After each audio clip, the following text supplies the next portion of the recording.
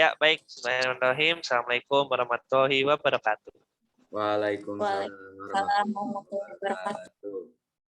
Kami dari kelompok 5 dari kelas 5 PSTI Universitas Pendidikan Indonesia Kampus Daerah Purwakarta, mata kuliah Interaksi Pendidikan Komputer akan menyampaikan hasil prototipe kami yaitu UPI Poli. Nah, apa sih UPI Poli itu? Nah, UPI Poli itu merupakan sistem informasi pemilihan suara untuk menunjang kegiatan di UPI Kampus Purwakarta. Next, Teh.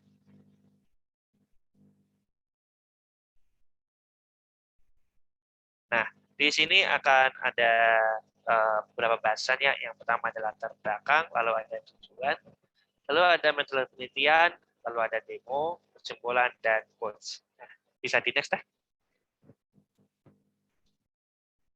Sebelumnya, izin memperkenalkan diri, kami dari kelompok 5 beranggotakan 3 orang, terdiri dari saya sendiri, Hussein Vicky, lalu ada Muhammad Rayyan Zaki, bisa dada dulu ke penonton.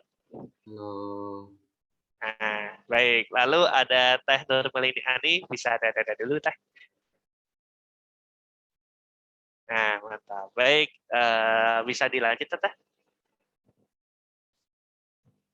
Nah, latar belakang dibuatnya prototipe ini karena COVID ya.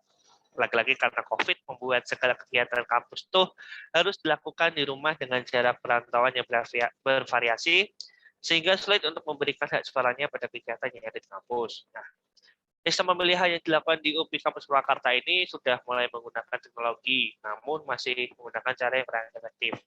Bisa di next, Teh?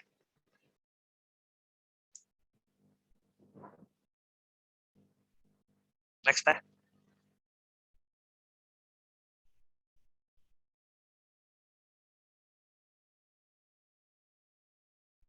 Teh.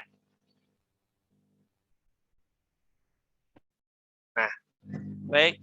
Untuk tujuan sendiri itu ada 3, teman-teman. Yang pertama, mempermudah mahasiswa UPI Purwakarta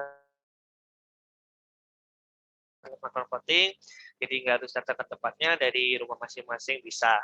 Nah, lalu ada meningkatkan efisiensi dalam kegiatan voting, itu bisa mengefisiensikan dari segi waktu ya teman-teman, jadi nggak harus ada satu-satu, kita langsung di voting berbarengan juga bisa seperti itu kan.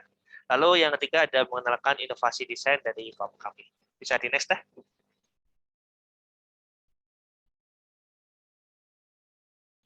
Ya, selanjutnya untuk metode design thinking akan dijelaskan oleh Saudara Muhammad Rayyan Zaki, kepadanya dipersilahkan.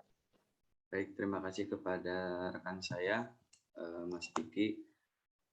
Nah, di sini mungkin metode design thinking yang kita ambil dari latar belakang dan juga tujuan masalah dari wujudnya e-voting ini, karena memang kita harus memikirkan metode ataupun apa yang harus kita lakukan dari latar belakang dan tujuan yang kita harapkan gitu.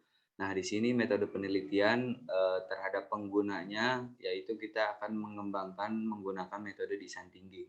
Kenapa design thinking? Karena metode design thinking memberikan pendekatan berbasis solusi gitu untuk memecahkan suatu permasalahan. Dari yang tadi kita paparkan ataupun dari yang Mas Diki paparkan, di situ ada latar belakang dan juga tujuan dari apa yang kita laksanakan gitu untuk memunculkan e-voting ini. Nah, selain daripada itu, kita memutuskan untuk melakukan metode penelitian dengan menggunakan metode design thinking gitu, sehingga solusi dan juga berbasis solusi ini bisa memecahkan suatu permasalahan yang ada di e-voting ini. Nah, design thinking ini memiliki 5 tahapan gitu, teman-teman. Di mana yang pertama ada empatis. Di sini prosesnya dalam design thinking dicapai melalui aktivitas menentukan kebutuhan gitu.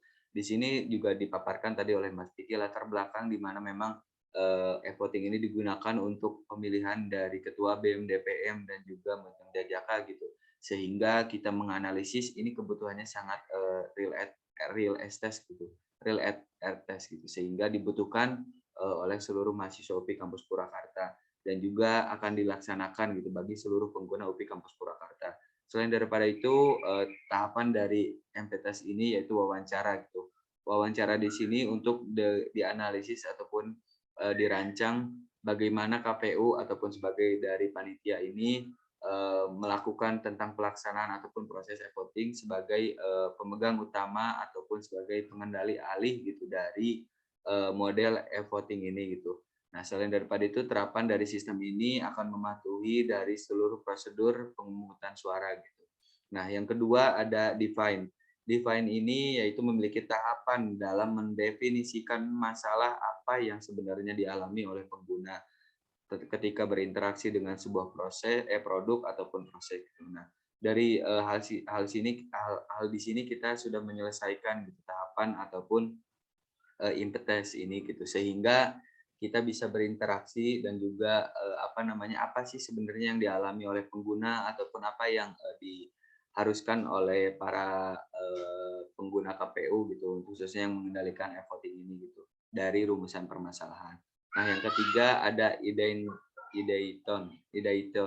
Nah, dari yang ketiga ini dengan latar belakang permasalahan yang sudah jelas gitu, kita harapkan dengan hadirnya e-voting ini bisa menjadikan sebuah solusi gitu ataupun bisa dikatakan inovasi dalam memberikan pemilihan kepemimpinan di setiap organisasi yang ada di UPI Kampus Purwakarta, sehingga dunia teknologi yang sudah ada dimanfaatkan, akan tetapi mungkin ini bisa menjadi sebuah inovasi baru dalam perancangan pemilihan di KPU UPI Kampus Purwakarta. Nah, yang keempat, kita selanjutnya dari metode design thinking ini yaitu prototype. Nah, di sini tahapan ini kita merupakan simulasi produk yang akan diambil dari acuan proses-proses yang telah dilakukan gitu. Karena memang prototipe ini diuji ke beberapa target ataupun sasaran dari orang-orang yang memang berinteraksi ataupun yang menggunakan aplikasi ini. Karena dari ini tuh kita bisa mengetahui fase berikutnya apa yang harus dilakukan oleh para pendesain thinking ini gitu, ataupun pendesain dari e-voting ini.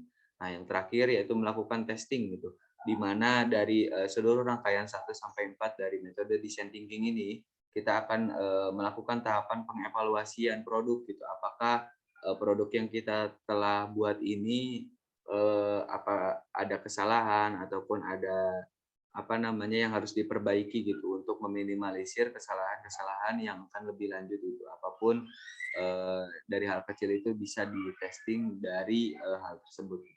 Mungkin itu yang bisa saya sampaikan. Saya kembalikan kepada rekan saya, Mas Vicky. Ya, baik. Terima kasih kepada Saudara Muhammad Zaki. Nah, bisa di next dah. Ya, baik. Untuk ini kita masuk ke demo ya, teman-teman. Nah, untuk demo ini, demo prototipe-nya akan dilakukan oleh Teh Nurmelini Ani. Kepadanya dipersilahkan. Oke, terima kasih Mas Vicky atas kesempatannya. Baik teman-teman, di sini saya akan mendemonstrasikan hasil desain prototipe dari kelompok kami. Nah, baik, langsung saja ke halaman yang pertama, yaitu ada halaman home. Nah, halaman home ini menjadi halaman utama dari website UPI Poli ini. Nah, di sini juga terdapat gitu pengertian apa sih UPI Poli itu. Jadi, UPI Poli itu merupakan sistem informasi pemilihan suara untuk menunjang kegiatan yang ada di UPI Kampus Purwakarta. Nah, lalu di sini juga ada menu-menu yang akan ditampilkan untuk pengguna bisa mengakses di UPI Poli ini. Nah, lalu selanjutnya itu ada halaman login. Nah, halaman login di sini kita menggunakan email dan password. Nah, email yang digunakan itu merupakan email UPI Edu gitu ya. Jika mahasiswa itu belum memiliki email UPI Edu, jadi mahasiswa itu harus membuatnya terlebih dahulu gitu, agar dapat masuk ke website ini gitu. Nah, lalu kita masukkan email di sini dan password di sini. Lalu langsung saja kita login. Nah, setelah login di sini ada dashboard gitu untuk mengetahui gitu bahwa berapa sih jumlah mahasiswa di UPI Kampus Purwakarta itu, lalu berapa calon kandidatnya, dan jumlah voting masuk, begitupun jumlah voting yang belum masuk gitu. Nah, lalu langsung saja jika kita ingin melakukan voting, kita bisa melihat dulu nih kandidatnya itu siapa aja gitu. Nah, lalu di sini ada kandidatnya gitu. Misalkan di sini ada kandidat 1, 2, 3. Nah, teman-teman bisa nanti masukin gitu ya kandidatnya siapa, fotonya seperti apa gitu. Nah, jika kita ingin mengetahui lebih dalam gitu mengenai kandidat tersebut, misalnya kita ingin mengetahui kandidat nomor 1 nih, nah kita klik gitu. Nah, di sini ada profil dari kandidat tersebut gitu. Ada fotonya nanti akan keluar, lalu nama kandidatnya siapa, dan di sini juga ada nomor urut kandidat gitu. Nah, begitupun ada nama lengkap dan visi misi dari calon tersebut gitu. Nah, lalu ada juga di sini program unggulan dari kandidat tersebut gitu ya. Lalu disusul dengan pengalaman organisasinya gitu. Nah, jika kita sudah yakin nih kita ingin memilih nomor 1 gitu, bahwa langsung saja kita klik voting now gitu. Nah, setelah kita mengklik voting now, berarti kita otomatis sudah melakukan voting di kandidat nomor 1 gitu. Nah, lalu ada ucapan terima kasih sudah melakukan voting, lalu kita bisa melihat dashboard kembali gitu. Nah, ini yang tadi di awal gitu. Jadi kita nanti setelah mahasiswa melakukan voting tersebut, jumlah voting yang masuk ini akan bertambah, dan begitupun jumlah yang belum masuk itu akan berkurang gitu.